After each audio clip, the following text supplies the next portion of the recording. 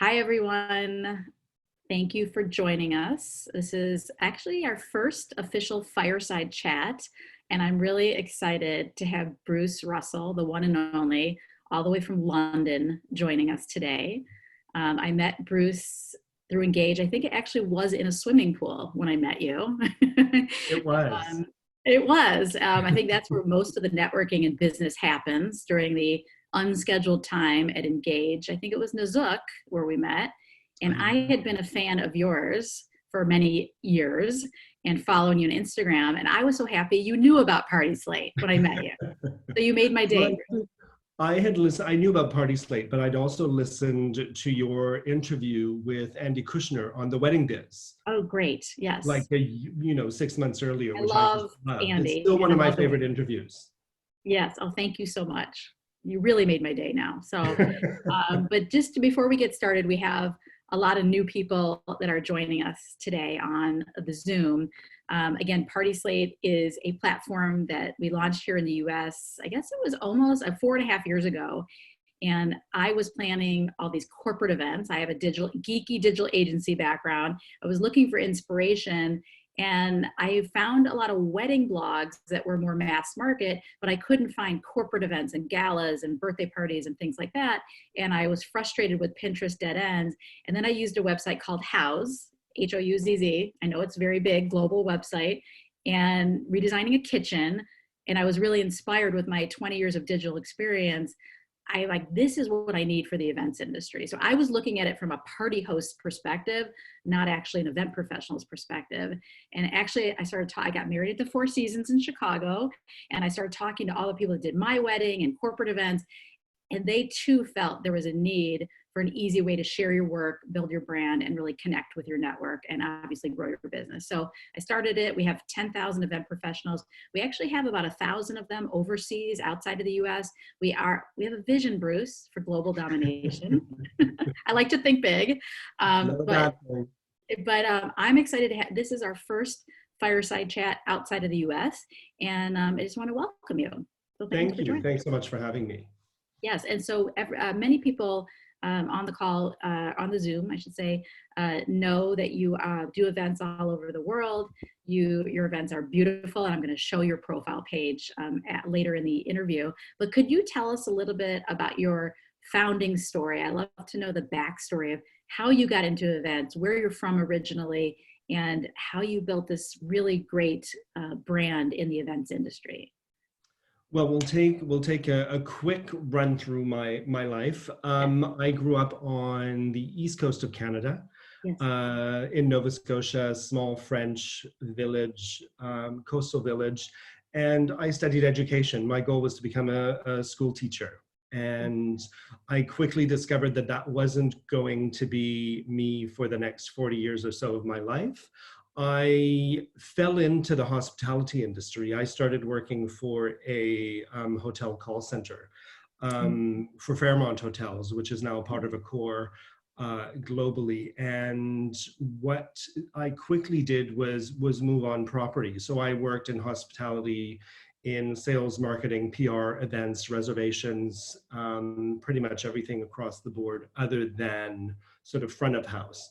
Yes. But what that gave me was a passion for travel, passion for events, and the creative side of me who loves to kind of entertain and host, whether we were hosting fam trips or I do, just hosting family at home, was, when I looked at my career 10 years ago, I thought, this might be time to do something a little different. I'd worked in hotels across Canada. I'd worked at the Plaza New York.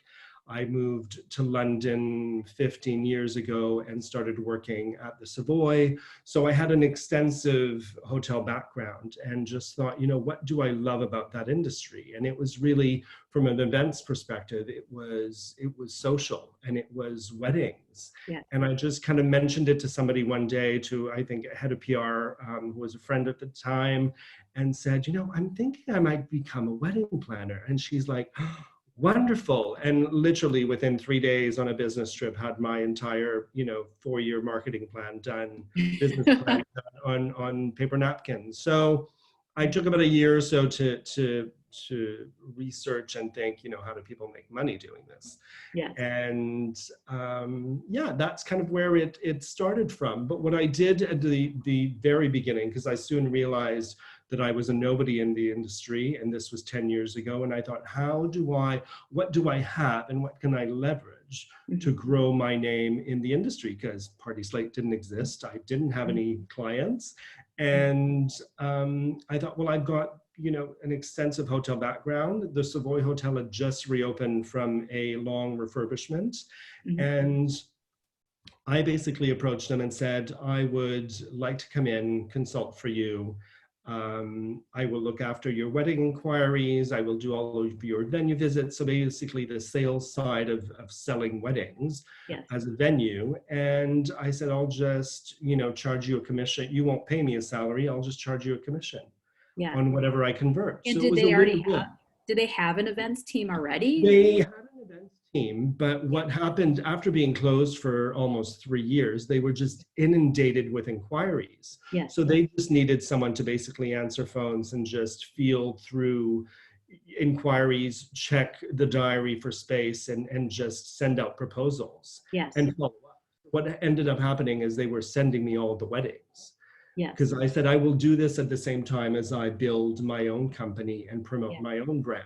So it was a way for me to get into the luxury side of the industry and promote myself, if you want, to the vendors, suppliers, creative partners at the right level that were working with the Savoy that would work with those clients. But what soon happened is those clients that ended up booking the hotel then wanted to hire me privately to look after their events.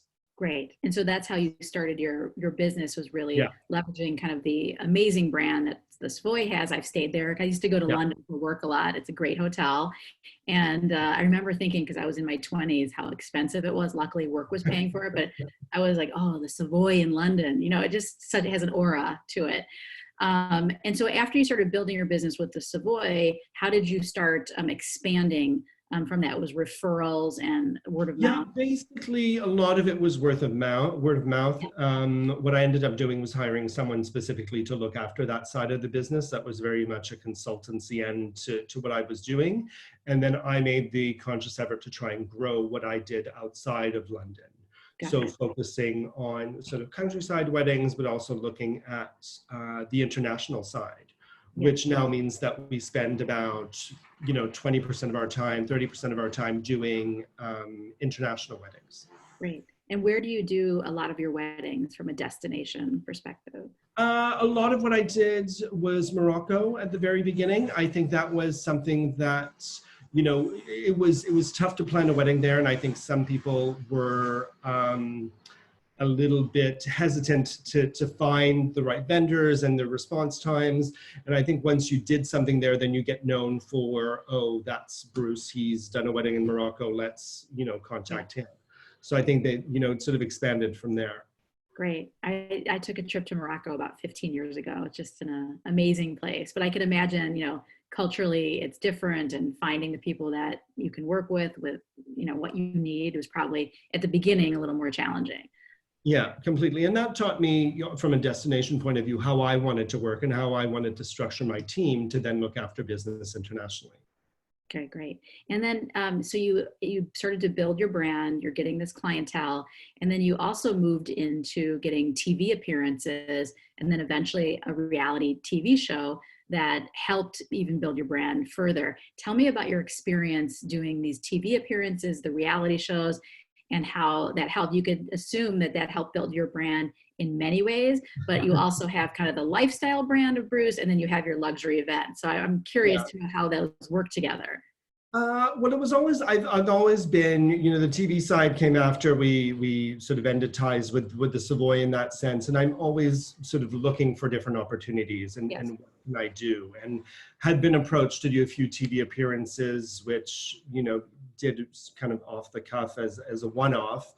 But then my colleague and dear friend, Tara Fay from Dublin, was approached to do, by a TV network in Ireland, to do a reality TV show. And she was like, reality TV, we're never in control of what we're doing or how we're positioned or how we're portrayed. So she came back basically and said, they need two people. Would you do it with me? And I said, well, as long as you and I have each other's backs, Yes. then I can live with that. Let's do it. So we filmed a pilot about 2 years ago. And then this time last year, actually, we were in the throes of filming a 4-part series, which aired in September. So yeah, very different worlds. But Yes. what I was saying earlier, what it made me realize was that there are so many people out there who plan weddings, individuals who, can't necessarily, don't have the budgets for a planner, but yet need some expertise and some guidance. Yeah. So it was a very humbling and rewarding experience, actually. And it was a fun show. Yeah, we were actually in an episode of a show called Cake Hunters, which is similar to International House Hunters, where you actually get to pick a cake, a winning cake for an event. So we had the PartySlate 2-year anniversary, and we picked out of 3 bakeries who did, creative expressions of PartySlate in the cake.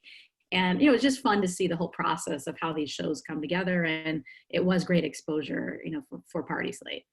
So. Yeah, no, it's good. And for us, the premise of the show was that it was kind of a competition, or they wanted the drama between the two planners. Yeah. So we were very much, we'll work together. You tell us what you want the end result to be or the end reaction to be, and we'll get you there our way, so that we're not compromised in any way. Oh, that's good. Yeah, because you see some of those shows where they're editing together drama, and Yeah. That's always a challenge. So coming back to the reality of where we are right now, COVID hit very quickly. Our world was turned upside down, and tell me how it hit you in London. I'm sure it's very similar to how it hit the rest of the world. How you adjusted to working with your clients and postponing and really holding, your team together to, really move these clients through this very challenging time. Yeah, I think from the very beginning, and again, I think at the very beginning, we had no clue what we were getting into or what we were being exposed to, or specifically for how long. So very much for us, it was communicating. And that's been the key throughout all of this. It's communication with venues, with vendors, with our couples, with clients, because we, certainly on my end, most of my events were for later in the year, which was, fine at the time, because we thought, give this a few months and we'll see where it goes. But it very quickly became apparent that this was going to be, something long-term. And although we don't have answers, and we didn't have answers at the time for how long, when, what do you think, it was really about having open and honest conversations with the couples, and taking it day by day, and just making sure that we stayed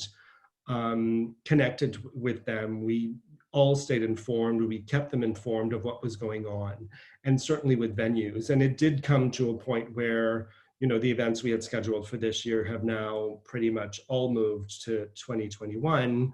Some have shifted where it was destination. It was supposed to be in the UK.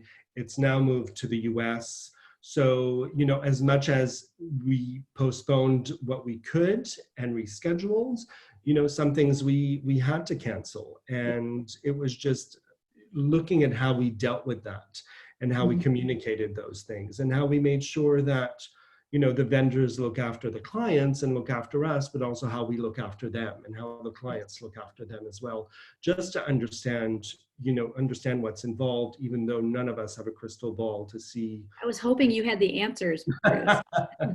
If I did, talking to so many industry leaders and doing interviews and Insta Lives, and I think what I said to Mindy Weiss and others is just talking about it actually makes you feel better, because no one knows the answer, and it's actually reassuring to just say it could go this way, it could go that way, but either way, if we over communicate with each other and we're all in it together, we're gonna get through it. Events will come back. Well, exactly. And I think I've given myself sort of how I manage things. It's kind of in little chunks, if you want. I'm like, okay, so from the beginning, I was like, June 1st, I can deal mentally, personally with this until June 1st. Then I have to reevaluate and look at, okay, where are we June 1st and how do I set myself up for the next few months and what is that? And that's almost like how we did and communicate with clients. It's okay, well, in the next 2 weeks, let's focus on this. Let's do what we can. And let's, and I think the media really drove that for a long time, where at the very beginning, we were all consuming and trying to gather as much communication or what was happening around the world as possible. Whereas now I've sort of stepped away from that a little bit I because have too. I was obsessed with watching the news, and it really was 2 hours a day of the same. It can bring you down. It's become speculation now. So Yeah. you still and you just have to say, okay, this is where we are. Here's where we're going to go. I'm a firm believer that it will come back. It will work out. We will celebrate again soon. Yes. And I think it's about maintaining a positive line of communication with the people you're dealing with, because even what Tara and I did on a few things locally in the UK and in Ireland was offer our assistance and say, well, we'll do half-hour consulting calls or consultation with couples who were stuck and who either didn't know if they could get money back, if they should be charged more, if they should be. So it was just trying to support the industry really, but support couples as well. There's a lot of people, doing that, and with really no expectation of getting paid for that time, and just helping people, which I think I'm a big believer that when you do things like that, it does come back to you some way. So I think that's amazing that you're, just there to help. We have a question from one of our attendees on destination events. That was a big part of your business. How do you think the destination event market will come back, and will it be in a different format, smaller events? What's your sense on that? I think in the immediate, in the foreseeable future, until we're in two stages. It's pre-vaccine, post-vaccine. Yes. So at this point, until we know more, it really comes down to, I think couples are still keen to travel, will still be keen to travel. I think it's a waiting game at the moment. I think most events, certainly international events, have been postponed, if not to next year, then very late this year. But I think the one thing I would say is they probably will be smaller, more intimate, which is not a bad thing. I think people will relook at guest lists now, and the 400 can probably be culled down to 200 and really focus on the people that they want there. I think, for the short term as well, is what is travel going to look like? What are the regulations? Hotels, I was saying, I've been on a number of webinars with different hotel companies who are, promoting the fact that they're reopening next month or in a few weeks or in August. And that's all great. But, the reality is that right now I can't leave the UK or come back without being quarantined or go to certain countries. And it's, what is that border going to look like and where are your guests coming from? So I think you also just have to be, as a couple, is really look at, and even as a planner in the industry and how you talk to your couples, is really consider your guests and are they going to feel comfortable? We moved a September event from the UK to, California, because at the end of the day, they're like, well, we would reschedule for Europe, but people will probably have already, incurred cancellation costs because they had pre-booked things. We feel bad asking them to do that again. We don't know what travel internationally is going to look like. And will our elder, grandparents or guests feel that they can travel? So we're really being conscious about everybody involved. Yeah, and I know some people are doing kind of Zoom ceremonies to, have either it's a wedding or bar mitzvah or, a milestone, and then, postponing the party so that they can still have their special moment. We're actually doing kind of a wedding with David Tutera with two healthcare workers in the US that really wanted to have their ceremony. And so we're going to help pull that together, and then the celebration can come later. How has that been playing out? It's so special to mark that occasion as well, and to still either do something or celebrate it somehow. Yes. Because, and some are doing smaller smaller events. As you said, it might be sort of a local, if you can gather in groups of 10 or gather in groups of 20. But Yeah. in my head, personally, that just makes me quite emotional because I feel that, these things are going to be quite awkward. Yeah. It's awkward now when I see, my sister-in-law come over to collect something and, we can't even hug, we can't even do, Yeah. or, I think it's going to be very awkward, socially awkward a little bit for a while. Yes. Yeah, I agree. I agree until treatment or vaccine kind of Yeah. come back. And so what advice, this industry is hurting and some more than others. I think most people don't realize that our industry is, made up of a lot of hourly workers and people that are, I love this industry so much. So my heart feels for everyone that's hurting, financially, economically, Yeah. of course, some people are sick. What advice do you have for these small businesses that are struggling right now in staying relevant? Or, again, I've been really pushing, it's a good time to build your digital brand and to really invest in your digital network. Obviously, we're all isolated. What type things have you been doing and advising other companies that are struggling? Completely. I've never, I've looked at all of the things that over the last 5, 6 years that I've said, oh, I don't have time. Oh, when I Yeah. have time. Oh, if I had time. I Yes. don't have time to learn this. And I think I've never listened to so many webinars, taken so many sort of, evening training things, whether it's on, seating chart platforms or looking at, how to enhance my PartySlate We're profile. going to get to that. I'm excited. Everybody is literally now, okay, I'm on Pinterest, I'm on TikTok, I'm doing this, I'm doing that, I've got that. So I think we're all becoming smarter, which Yeah. is not a bad thing. Because I think, socially interacting is the way forward, certainly for the foreseeable future. But also, I think just looking at personal time for myself and personal growth on that end, and really taking the break, if you can financially, and just do and trying to stay positive and Yeah. connecting with like-minded people, supporting people in the industry who perhaps need it a bit more, and whether it's giving them a shout out, but also with couples, it's trying to keep the industry moving and trying to keep, I know clients don't necessarily want to pay big deposits on bands or certain vendors at the moment, but at least saying, okay, let's look at the contract, let's look at that fee policy and payment policy or schedule, and adapting it so that they're comfortable with it, but yet we're still keeping businesses alive. Because Yeah. I think the challenge, the reality is, and depends where you are in the world, because praise the UK government for doing what they're doing, but not everyone is doing that globally. So, Yes. nobody's getting it right 100% of the time. Mhm. Is But it I starting to open up in London? Is it the things uh, opening up?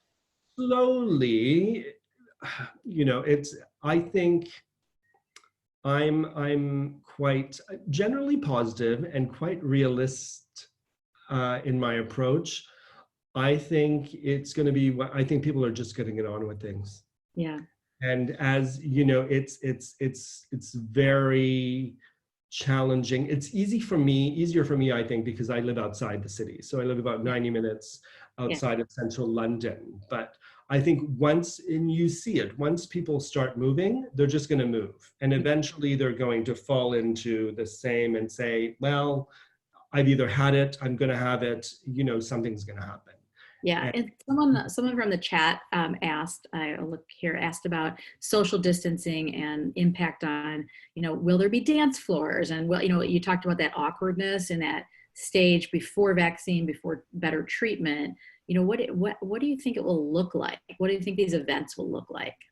I think, it will be different. As I said, it'll be more intimate. Silent discos, people splitting up in different rooms, Yeah. looking at numbers, and it comes down to numbers and what you can do. Yeah. But I think people will generally get a little bit more creative. People have talked about, if you had 100 people coming to your wedding, do, 4 days of 25 people and make it a bit more intimate. So I think we're all going to have to look at each case individually, figure out what works for that couple and for their guests, and what, depending on the location, how we can make it work with, ensuring that everybody's comfortable. Yeah, and another question we have about is, so these clients that are moving from 400 to 100 or 200 to 100 or less, how does that budget accordingly, change? Well, I think, that's, again, it's a case by case basis, Yeah. but, I think what we as, event professionals have to be quite conscious of, and even though, we may deal with quite large budgets, is we need to put ourselves in our clients' shoes and understand their financial situation in a way, or how they've been impacted financially. Because at the end of the day, they likely have businesses that feed into their personal finance, and how are they willing to spend it? And also, even more importantly, how comfortable are they in being seen to spend it? Yes, I think that happened after the financial Yeah, crisis and after September 11th. I'm a little on the older side, so I remember professionally that there was also, even if you spent a lot, it couldn't look like you spent a lot. exactly. Or Yeah. you'll do it discreetly. So you might, this is where the destination side of things might happen, or people will, certainly people who have, properties, or they might do a marquee wedding at home rather than do a venue, so Yes. that they can manage things, a little bit more privately. Yes. Yeah, I agree. That's going to happen. So let's talk a little bit again back to investing in your business. So I've been doing these weekly digital geeky events about taking the time to really all those projects that we've always wanted to do. And one of my favorites is, organizing your photos and archiving your drop boxes. And I always tell people, they always say, oh, I'm going to do it in February. And I'm like, what year? February. There's never a right time to do it. So the silver lining is, actually, there's more engagement with PartySlate right now. There's tons of content coming in from all over the world, which is very exciting. Obviously, the inquiries have slowed, but people are still planning events, again, all over the country and all over the world. So I would love to, since we have some new people on our Zoom, just show your profile page. And then we're going to also look at a beautiful decor, a London-based decor floral site from our friend Timo Bolte, and just give you a feel for how you can, in a very short time period, really maximize these gorgeous, high resolution, beautiful photos that you have. We're the only industry in the world that has a built-in photographer and videographer. So again, the home industry doesn't have it. The real estate, you have to actually hire people to do it. But here we have these talented photographers and videographers capturing your creativity. And so I'm going to share my screen really quickly. And it would be amazing if you could tell us a little bit, Bruce, about, again, you first heard about PartySlate, but you came on board, I guess, 6 months ago, and maybe you had had a profile before, but tell us a little bit about your experience getting your profile up to speed and actually updating your photos. Well, I think that's was, when I learned about PartySlate, I just, put in one wedding, I think it was. And that was probably the only album I had on there for the better part of a year and a half, maybe. Yeah. But then, following listening to you on the wedding biz and looking at it more intently, I thought, this is great because, and you've mentioned this a number of times, when you're posting on somewhere like Instagram or even Facebook or wherever you post socially, I just feel that it needs to be current.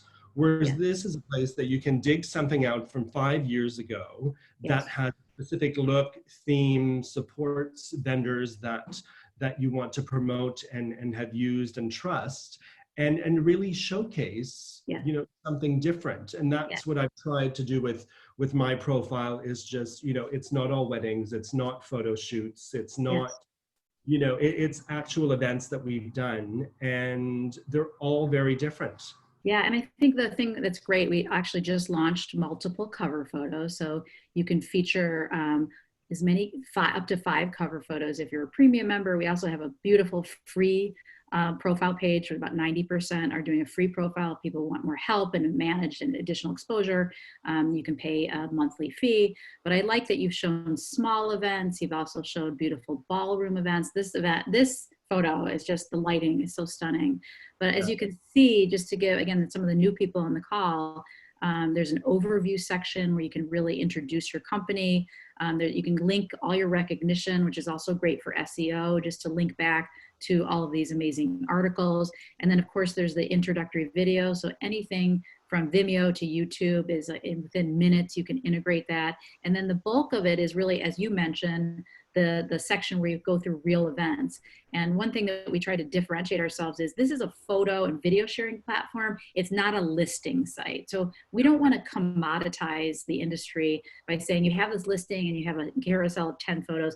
This is the work and the love you poured into all these events. This is how you really show it. So weddings, rehearsal dinners, galas, product launches, any type of events you can showcase here. We've actually found that brides and grooms also like to look at corporate events and they like to look at social events.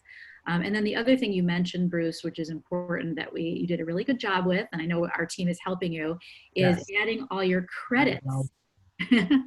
I know you take advantage of our white glove service. So I didn't realize how popular that would be early on. I thought, oh, it's self-service. I'm a techie, geek. And really, you guys are busy. And even though you have time, just having an extension of your team to help you is important. So on the left is really all your great creative partners. And it's a great way to show. And of course, our goal isn't to close the business for you. It's to really build your brand. This is a great selling tool. And then of course, when inquiries do come in, just as they come in from other platforms, that's for you to, qualify and close, yourself. And I think you've done a great job on your profile. I've had good help. And many people ask me, well, how many events should we put up? Again, free profile, you start with 3, start with 6. There's some people that have, 50 events. It's really up to you. We view this as a complement to Instagram. Instagram's kind of like the onesie, twosie, and this is your full portfolio. And then of course, anytime you credit your partners, your work will show up on their profile page, which is great. And so really just do a quick one other profile, shout out to Timo. He said, when we're in London, we're going to do our real launch party together, which I'm excited. He is so talented. I'm excited to work with him. His work is absolutely stunning. You can see he's got a video here and 7 events. And again, you can see from all the different cover photos, different colors, different styles, different locations, destinations all over the world. And again, the view is really the storytelling where you can do a description, which is great for SEO. Again, I do a very geeky SEO talk that is recorded if anyone's interested. But for SEO, search engine optimization, a beautiful headline, a title, it's almost like a blog entry that you can do in like 10 minutes. And then of course, all the beautiful photos. And you can do 5 photos, you can do 50 photos. It's really up to you to decide. So just wanted to give a shout out to both of you for doing a good job on your profile. And for people that aren't familiar with PartySlate, our aspiration is to be really the best inspiration platform in the world, a curated view of these professional photos and videos that you can search through party types, whether it's bar mitzvahs or corporate events or fundraisers. You can go to real events. And again, let's say you're looking for a corporate event, you can see stunning corporate events. We kind of call it inspired corporate. So it's not kind of a boardroom with chairs. It's a beautiful, creative corporate events. And then of course you can really look for articles and inspiration in the best of section. So we're excited, Bruce, to do some editorial with you on trends you're seeing and of course what events come back. We're really excited. So just wanted to give you a quick overview of how PartySlate works and thank you for your support. Let me see if we have a few other questions here. We have quite a few questions. Oh, Bob, love PartySlate format. Thank you, Bob Conte. And then I know we've mentioned if anyone needs help creating a PartySlate profile. Our goal is to help the industry as much as we can. We're going to send a follow-up to this webinar and actually connect you with the resources to do it. All you have to click on is the For Pros section, and you can apply for a profile. We do screen. We want to make sure you have great photos, and we want to get you started and help you. So thank you for all your questions, and I appreciate your interaction. So just to wrap things up, Bruce, we have this hashtag Celebrate Soon. You kind of mentioned it earlier. And it's really kind of a shout out to, we're going to celebrate soon again, but maybe something you're excited to celebrate. Tell us a little bit about, when things are lifted, what you're excited to celebrate soon. I think I've had a long thought of this. I think two things. I mean, first is to reconnect with family and friends. Just give people a hug. Exactly. I said, I think I'm just going to run up to people in the street and just give them random hugs, the ones who'll let me. Yeah. But it's just because I think we're just, I'm social. Social interaction is so important. I feel it feels very strange to me that I guess, adjusted or adapted so much to this way of life. And I think we all have in a way. Yeah. It's a new reality. Yeah. That connection, I'm like, but I am definitely one of those persons that as soon as borders open and I can get on a plane, the passport is not far at hand and I will be somewhere celebrating something with someone. Yes. Yes, I hear you. I crave just being with people, and these Zooms actually help me just to be able to look at people, interact, because you do start going a little stir crazy when, we're in our homes and maybe we go for a walk or the grocery every 2 weeks. The grocery store feels like going to Paris. Like it's just, this the frozen section is so beautiful. So yes. Yeah, so we're all excited to have even the smallest of celebrations soon. But I do think, these events of 50 people or less are going to come back first. And we will definitely start to see, late this year, 2021, the larger events coming back. And I think we found in the US, different areas of the country have different appetites for doing events. And so it's going to be interesting to see how they come back in different regions of the world. It's kind of a wait and watch. Everyone's sort of waiting to see what's going to be allowed, but also what people are going to do. And, I think also it's people are waiting for people to show, oh, I did this, or this is what this client did, or here's what we did over here.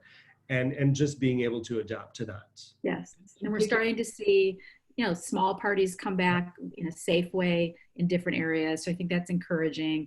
And I'm also just really proud of so many companies that have innovated especially the floral and decor and caterers that can do new services. And maybe it's not even that profitable, but it's keeping jobs. And I just think this industry has really stepped it up. And like you said, some people are hurting more than others. And my heart goes out to, again, everyone that's hurting, but especially hourly workers that are furloughed and others. So I know we're going to come back stronger than ever. It's just going to be I want to say a little, maybe a big bump in the road, but we are a strong group. We're creative, and I know we're going to come back. So my advice to people that are thinking about business building projects, and I know I'm very biased towards digital, but I'll be honest, we can't do other things other than digital. So I really think taking the time to build your digital network.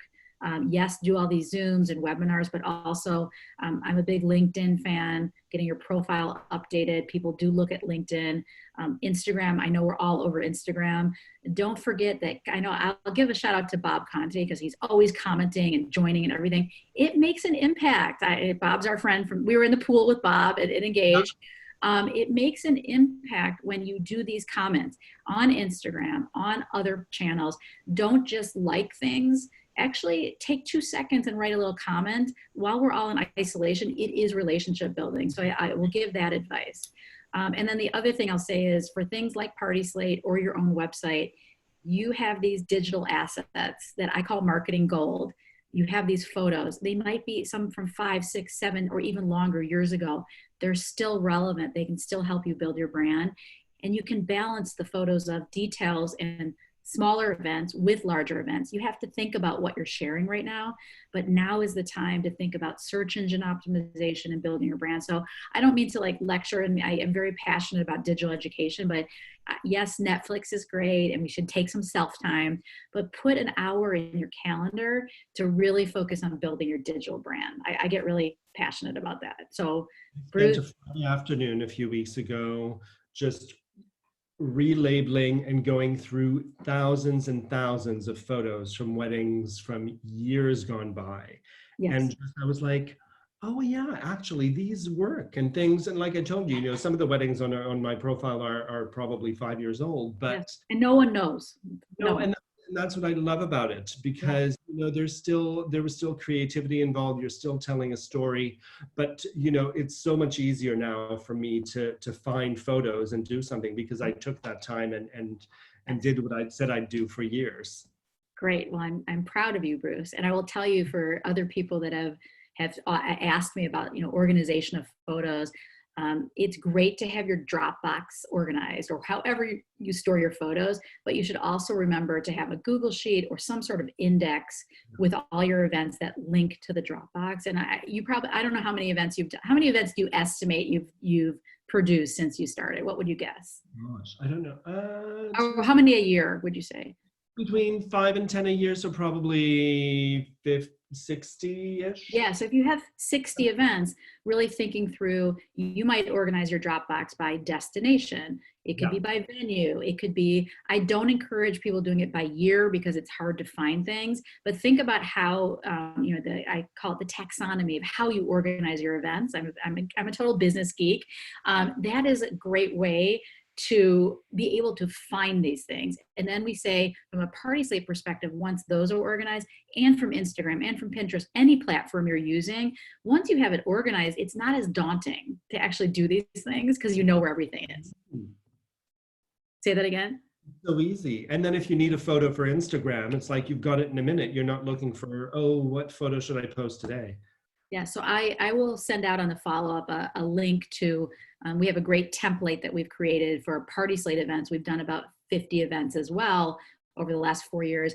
And we know where every photo is, where it's posted on PartySlate. And then when we have an opportunity, we need to use these photos, we know exactly where they are. So it does make it a little less overwhelming. And I know some decor companies do 200 events a year. I mean, there's a lot Yeah. of content in this industry. I tell investors when I'm talking about the opportunity that there's billions of photos in Dropboxes all over the world that aren't being leveraged for marketing, which is such a shame.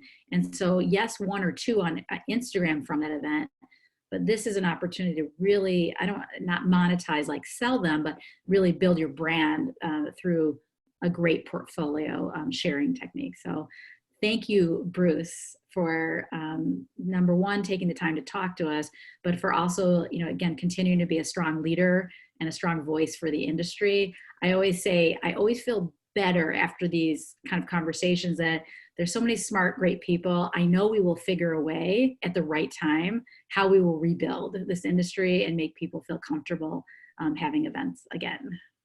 Definitely. Well, thank you for your time.